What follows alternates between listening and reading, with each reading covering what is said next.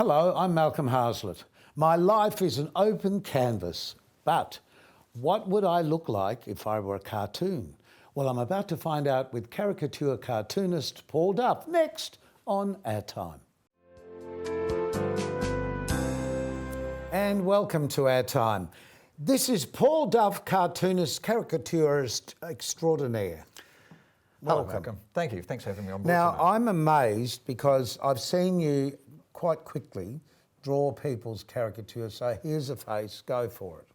That's what I do. And in my time, I'm estimating anywhere between about 85 to 90,000 faces. Too many. Some people would say so, but in all that time, I've had 9 people tell me they didn't like it. Oh, really? And I remember all of those 9 because I didn't actually set out to do that. And I'm hoping tonight isn't going to be the 10th. Well, or it could be this morning or afternoon.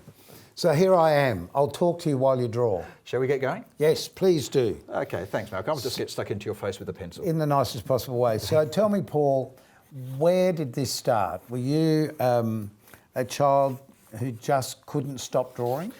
That's probably a really good question. That is a good question. Let me tell you what did happen. I was the school rat bag at Banksia Park Primary School. This is going way back in the 60s. Back when you and I can remember television as being black and white. No, I wasn't born then. I'm playing with your face. I don't make sure that nose doesn't grow too far. And I was the school rat bag. I was the kid who, at the age of about 9, found his way into the electricity school box and almost blew the school up. What?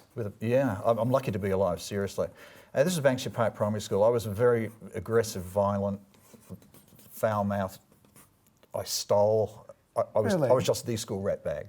So what, drawing took you away from that or gave you a purpose? Well, I can see why you'd ask that question, but there's a bit more to it than that. I remember when I was finishing year 4, now if you're happy, please let your face know. Thank you. I know I was finishing year 4 and walking across the schoolyard, and the 2 year 5 teachers, one of them was Mr. Nankero, Isn't that interesting how we do remember those names from school days? That's it, yeah. Mr. Nankero and this other teacher were watching me walk across the yard, and they said, "There goes Paul Duff, one of us gets him next year." And the other teacher said, "Well, I hope it's not me." I'm standing there thinking, well, I can hear this, guys, but to be quite honest with you, I don't blame you because I don't think I'd like to have me in a classroom either. Anyway, Mr. Nankero did score me. He obviously drew the short straw. And so I spent the majority of 1968 trying to make his life as miserable as possible because that's what I'd always been good at school. But in all seriousness, was that something that you were did you have like an attention deficit disorder or something, do you think? I had a love deficit disorder. I mean, those things weren't so much diagnosed back in the 1960s, in the dark ages when men wore loincloths. Well, that is true. But I'll stick with my excuse. I think I had a love deficit disorder. My parents made it quite clear that I wasn't flavour of the month at any time of my life. Did they drop you as a baby? Was that the problem? I wish they could. But anyway, moving along. So I came from a very, very dysfunctional home. Very, very violent, aggressive, abusive, all that sort of thing. And as a result, that played out at school. And I was all of those things at school and more and worse. Should be looking this way. I've got to remember. No, you're doing fine. A little bit over my shoulder, and that's fine. Okay. You're doing a good job. It's what I'm doing that's probably legal. But I was. Do you normally talk when you draw? All the time. Okay. All the time. And so I was just doing what I normally did. And I remember one Friday afternoon. It was a November Friday afternoon in 1968 in what was then room 19 of Banksia Park Primary School, the top room on top of the second stairwell, which is now the library. I actually have a photo. I went there again today to take a photograph. And maybe we'll have a look at that. Okay. Of the place. And so Mr. Nankero said to me, he said, "Paul, it's 5 minutes past 3. School finishes in 15 minutes. Show me the work you should have done." And I'm thinking, Mr. Nankero, we're year 5 students. We don't want a lesson about the importance of straight posture on a Friday afternoon on a summer's day. Please, what are you thinking? I didn't do it. And he said, "We know what's going to happen now." I said, "Yeah, I know what's going to happen. I'll get sent to the office again. Mr. Pierce will practice his foreswing. And I'll get a note to take home to, this is back in the day, remember the cane? Oh, you wouldn't Yes. remember the cane. You've heard stories of. Yeah, no. I actually do remember the cane. I had it once in primary school. Corporal punishment in primary school. And it wasn't my fault, but that's what they all say. Yeah. Well, I wish I could say it wasn't my fault because it was always my fault. Anyway, I said, yeah, I'm going to Paul, you've been a naughty boy. That's me. They had a memorial plaque on the bench outside the principal's office dedicated to me because I was there so often. And I said, yeah, I'm going down to get the cane, take a note home from Mum and Dad. They won't care. We'll start again on Monday. And he said, Paul, we've done that every week this year and it hasn't done a thing. He said, we're going to try something different today. I said, what are we going to try? He got my attention. He said, Paul, you've got 15 minutes before the end of the day. What's going to happen here is you're going to go back to your desk and you're going to write these notes, because this was back in the day when if a teacher wrote something on the board and you copied it in your book, that was called learning. Remember? Yes, Yeah, okay. yes. And sometimes you had to write it more than once. Oh, yes. 100 lines for you. Yes, you've heard about that. Mr. Duff. Yeah, yeah. And so it was that he said, we're going to try something different. You're going to go back to your desk, you're going to write these notes down, and then whatever time is left before the end of the day, I'm going to give you this stick of chalk. And you're going to show us on the blackboard. Remember blackboards? Mm-hmm. Okay. You're going to show us on the blackboard just how you draw these cartoons of yours. Ah. Nothing like an audience. I'd never had a deal like that before. Never had a deal like that Because you were before. drawing all the time? Were you drawing cartoons all the time? I was drawing, but I was never going to be the smartest kid in the class. That was always going to be Carol Knight. And I was never going to be the fastest kid because that was always Christopher Firth. Right. I was up there, but I was never 5-star. Their names. I was never 5-star. Right. Yeah, I'm letting the healing begin even as I'm speaking. and so it was that I thought if I was going to be any good at anything, it was going to be cartooning. So yes, I did spend a lot of time cartooning, but I wasn't great at it. But this story is going to explain a little bit more about that. And as I was there, I went back to my desk. I did the messiest set of notes. You couldn't read a word. Could not read a word. And with 5 minutes to go at the end of the day, at 3:15 on a Friday afternoon in room 19 of Banksia Park Primary School, which is now the library, I gave my book to Mr. Nancaro. I hope you're watching, Rod. And he looks at it, couldn't read a word, but he kept his promise to me, Malcolm, and he said, Paul, actually he said, boys, girls, book shut. And he gave me that stick of chalk that he promised me he would. He said, Paul, please, show us how you do these cartoons of yours on the blackboard. And so I did what was then the first of what has been thousands of cartooning workshops all over the world. And as I was doing that workshop, something happened which I hope makes it through edit.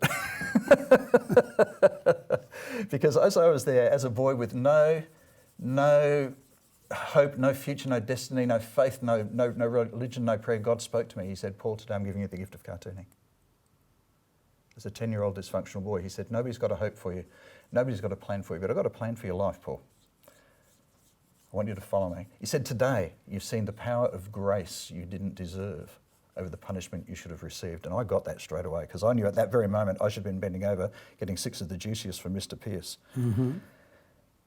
I said, wow, gift of cartooning, follow you. I said, I'll take the gift, you can take a hike.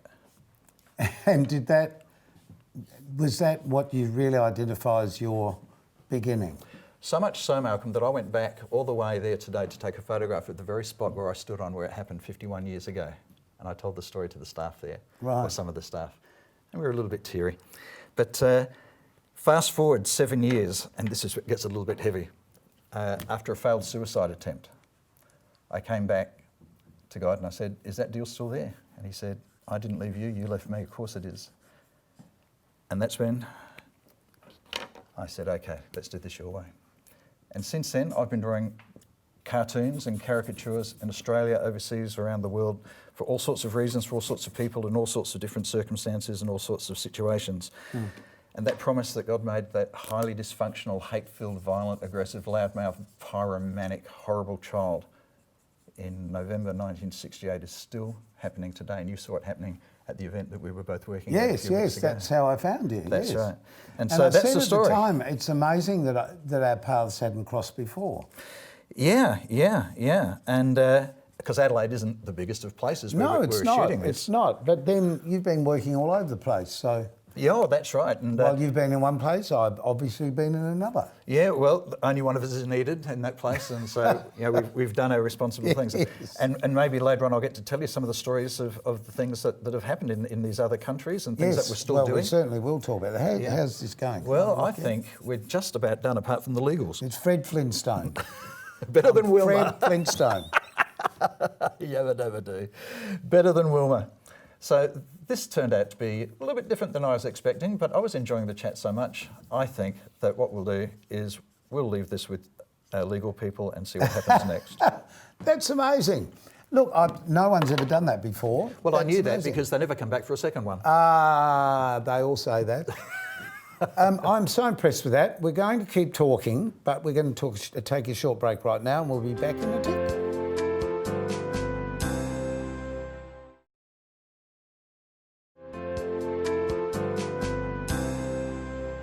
Our special guest is Paul Duff, and that's me. Paul, I'm fascinated because you don't obviously just do these. And one thing I didn't ask you was, what's the material you're working with? Obviously, it's a felt tip pen, I gather. Yeah, well, the pens are a felt tip. These are called Copic. It's a brand name, Copic, and these are the industry standard in Japanese anime and manga studios. Right, that's why it's got that look. It's got a bit of that look to it, but it's a brush tip pen, so it can go from thin to thick or thick to thin. Right. And there's different tones that come in there, and so they're the standard, and I think they're the best you can get. So only the best when I'm drawing Malcolm. I love what you've done with my eyes. But Paul, you do a lot of other colour portraiture as well, and caricature portraiture. And we've got a few shots here. Just a matter of saying, can you recognise this person? Obviously, this is... Do you want me to give you a hand? Oh, no, I know who it is. I've interviewed him on the program. Okay, so that's Nick Xenophon. Yes. That's right. He's got these very deep eyes that I like playing with eyes a lot.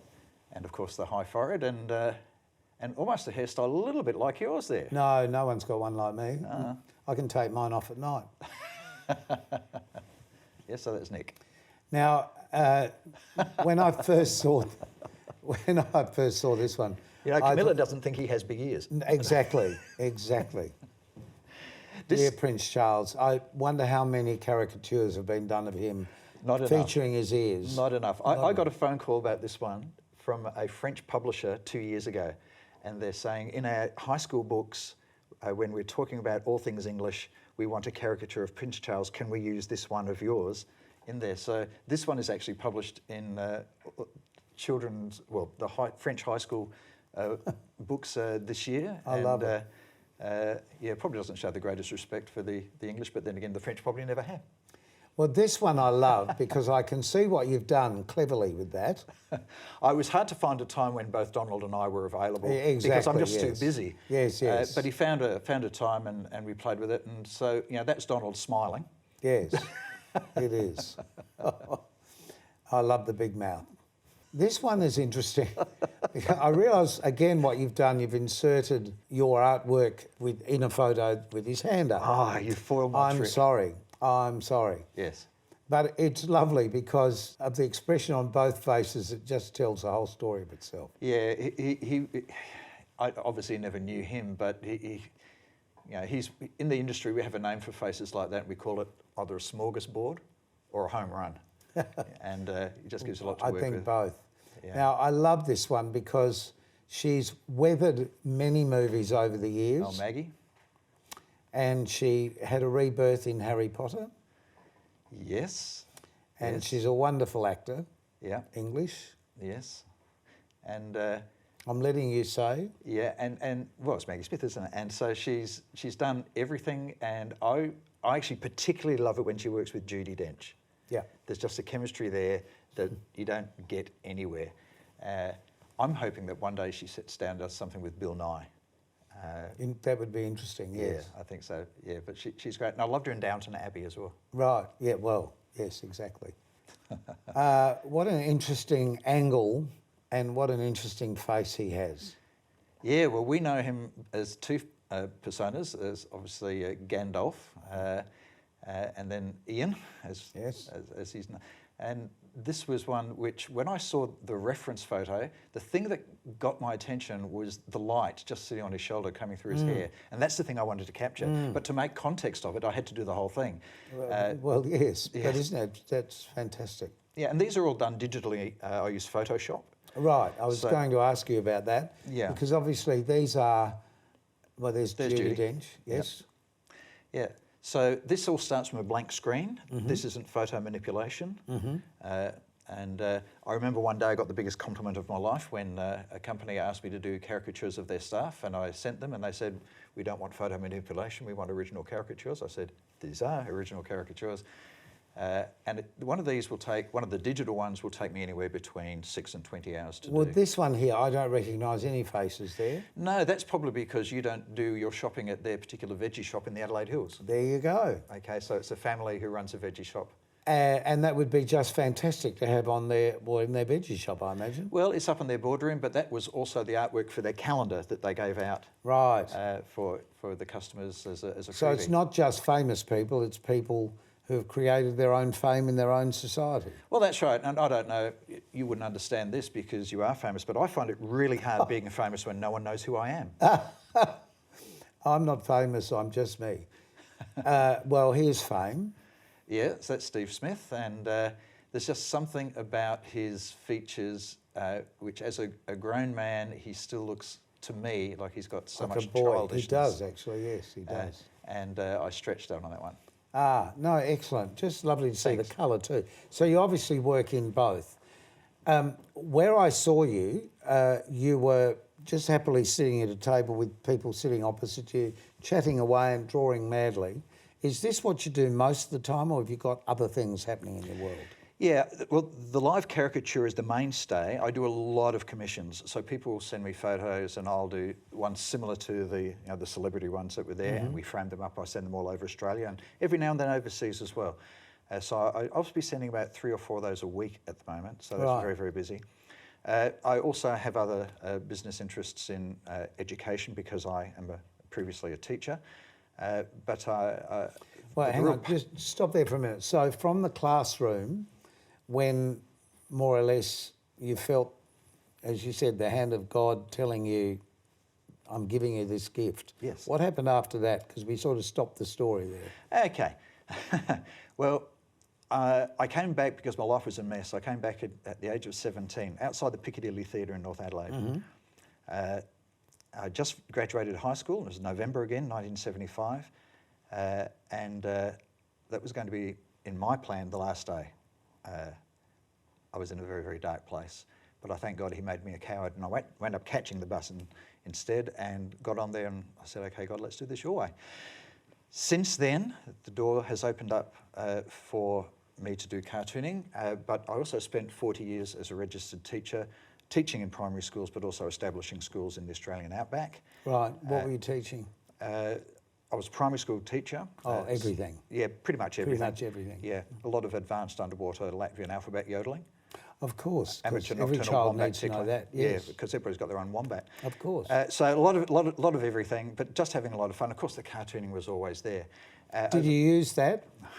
Yes. Every child in my class got one of these each week, and the child who had to wait till the very end of the year to have their little lottery name taken out got a full colour one framed up. Oh, brilliant. Yeah, so that was very popular, and that was good to do. So they remember you as a teacher as you remembered yours.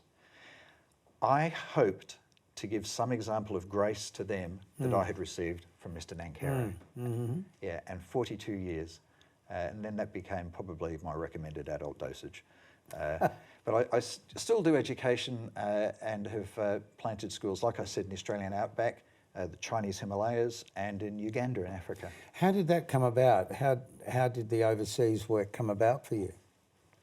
Well, let me tell you about the Ugandan one, Malcolm. I was doing this at Harbour Town as part of their school holidays, and very long story cut short. I drew a man, and he has said he'd just come back from Kenya sinking freshwater wells for the Kenyans. I said, that sounds like the sort of thing that I'd be interested in knowing more about. Please send me some details. So I gave him his caricature on my card, and off he went. About an hour later, I started having huge pains in my chest. And as a trained teacher, I do CPR training. I knew what was going on. I got myself to the hospital, pointed to the chest, and they had me on a gurney, poking and prodding. They had a lovely doctor looking after me for 4.5 hours. After 4.5 hours, he said, Paul, you have had a cardiac incident, but because it hasn't left a footprint, we can't leave a name. I'm signing you out. So he signed me out, gave me the piece of paper, and I went, what's going on here? So I went home. By this time, the guy at Harbour Town had sent me some PDFs about the work that they do. I'm thinking, oh, that's cool, that's cool. Yeah, this is the kind of thing I'd like to be involved in. And at the end of the PDF were the names of the people who ran it. There was his name and another name. And I think, I know that name. Where do I know that other name from? And then I realised that second name was the doctor who had just signed me out of the hospital. I phoned him up and said, God's in this, let's do something. So I went to Uganda. And one of the things I was asked to check out in Uganda was a sponsorship program where 18 teenagers were being sponsored to go to high school in Uganda. Mm-hmm. When I got there, I saw them sitting under a mango tree. Now, remember the mango tree. I saw them sitting under a mango tree in their full school uniform, or as close as they had to it. These were just very poor children. With their bags, as close to a school bag as they had, sitting under the mango tree. I said, what are you doing here? And they said, the school won't teach us. And the school was only 5 steps away. Mm. But somebody had been stealing the sponsorship money. Oh, okay. Yeah. And so they were sitting under this mango tree. And this mango tree is really important, Malcolm, because they were praying and they were saying, God, we are not going to move from this spot until you send us an education. And the reason the mango tree is important is this. In Uganda, if you make a promise, you're basically expected to break it. But in North Uganda, if you make a promise under a mango tree, that is legally binding. Really? Yes, it is. Yeah, interesting. So these kids were under this tree saying, send us an education. I walk up and God says, come on, Paul, you doing anything? I said, let's start a school. So we started a school. We called in the parents of these children. We apologised for the 6 months of wasted time that they'd had. And we put the parents under a mango tree. And we said, we don't want any finance from you. We're going to cover all their tuition. We're going to cover all their uniforms, all their boarding costs, all their health care. We're going to cover everything. But so that they had a sense of dignity and contribution to the project, we said, we're going to ask each of you to give 20 kilos of dried beans, because 20 kilos of dried beans will keep a child alive for a term. And we put them under this mango tree and made that promise. It was legally binding. A mother at the back started to cry. And so we called her out. And she came out, she had this very old ratty, tattly bag, and she's pushing it into my chest. And there's about 1 kilo of dried beans. And she's crying and she's saying, Mzungu, white man, she's saying, please take these dried beans. It's not 20 kilos, but it's all I have. Take my dried beans, take my daughter, and I will go to my hut and I will die. But please give my daughter an education. Mm. We forget how lucky we are in this country. We really do. Just wait there for one tick, Paul. We'll be back with more from Paul in just a moment.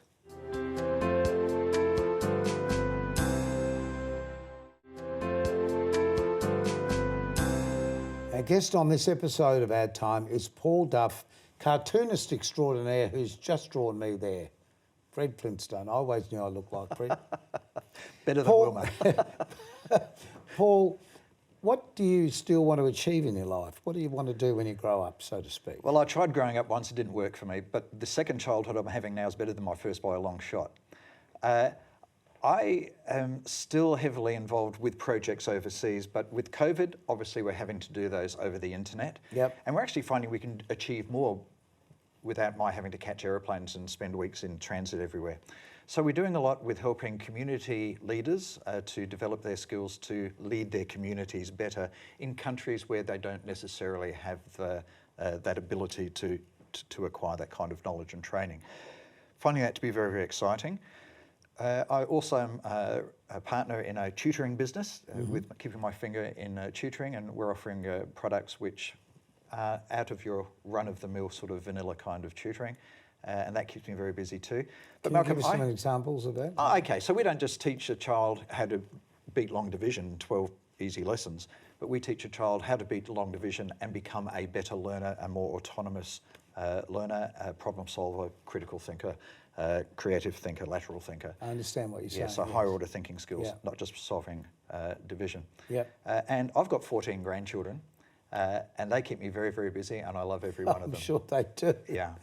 Oh, Paul, it's been a pleasure to talk to you, and thank you so much for this. First time for me ever.